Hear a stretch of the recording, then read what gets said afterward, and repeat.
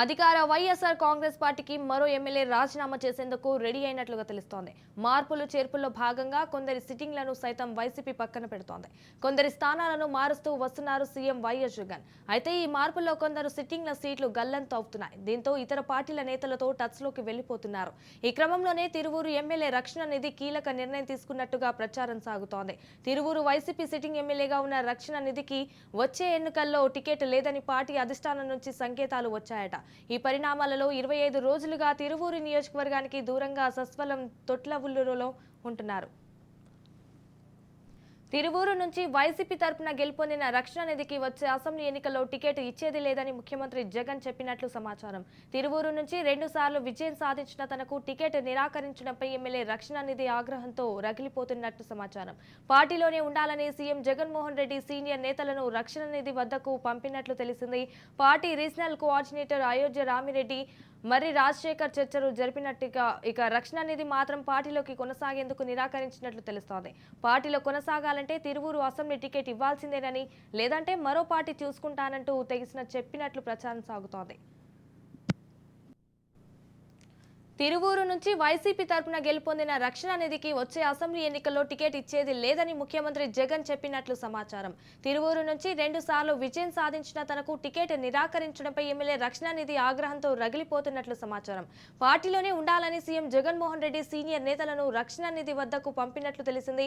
రైట్గా దీనిపై పూర్తి సమాచారం మా ప్రతినిధి గాలిబ్ ఫోన్లో అందిస్తారు. గాలిబ్, చెప్పండి, దీనికి సంబంధించిన అప్డేట్స్ ఏంటి?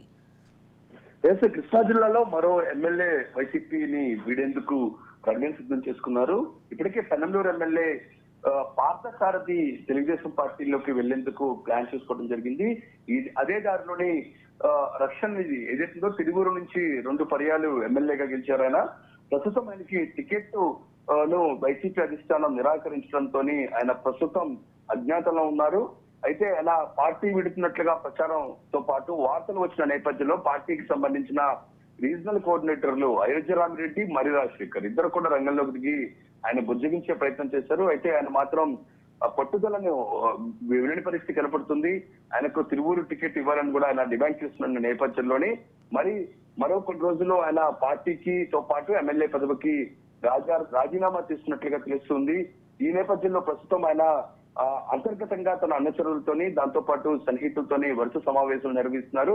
అయితే తిరువూరుకు సంబంధించి ఇటీవలే టీడీపీ మాజీ ఎమ్మెల్యేగా ఉన్న స్వామిదాసు వైసీపీలో జాయిన్ అయ్యారు.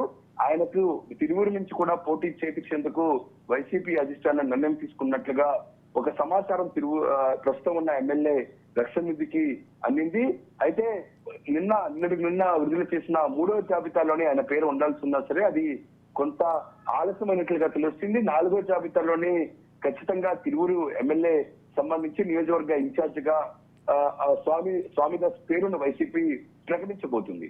ఈ తరుణంలోని ఈ 4వ జాబితా సంబంధించిన ప్రకటన వచ్చిన తర్వాతే రక్షణ నిధి పార్టీతో పాటు ఎమ్మెల్యే పదవికి రాజీనామా చేసే యోచనలో ఉన్నట్లుగా తెలుస్తుంది. ఆ తర్వాత ఆయన తెలుగుదేశం పార్టీలోకి వెళ్లేందుకు రంగం సిద్ధం చేసుకున్నారు. ఇది పార్థసారథితో కలిసి ఆయన తెలుగుదేశం పార్టీలోకి వెళ్లే అవకాశాలు కనపడుతున్నాయి.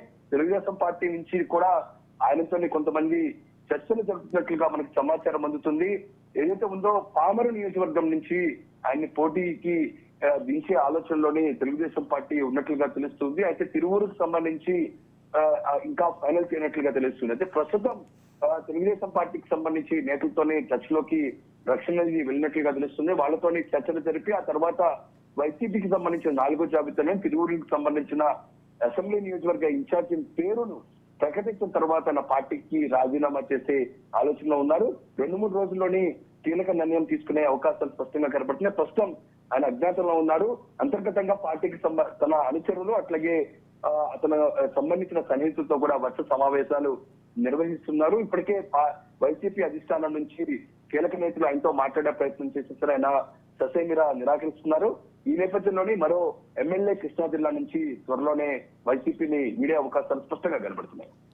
ఎస్ గాలిబ్, అలాగే మరి 4th లిస్ట్ వచ్చే వరకు ఉంటారా, లేకపోతే ఈ లోపే టీడీపీలో చేరతారా? దీనికి సంబంధించిన 4వ లిస్టు వచ్చేంత వరకు కూడా ఆయన వేచి చూసే అవకాశాలే ఎక్కువగా కనబడుతున్నాయి. అయితే వైసీపీ అధిష్టానం నిరాకరించింది అనే దానిపై కూడా ఇప్పటి వరకు అధికారికంగా ప్రకటన ఎక్కడ లేదు. అయితే అంతర్గతంగా అతనుకున్న సమాచారం YCP right. Thank you for the updates Ghalib.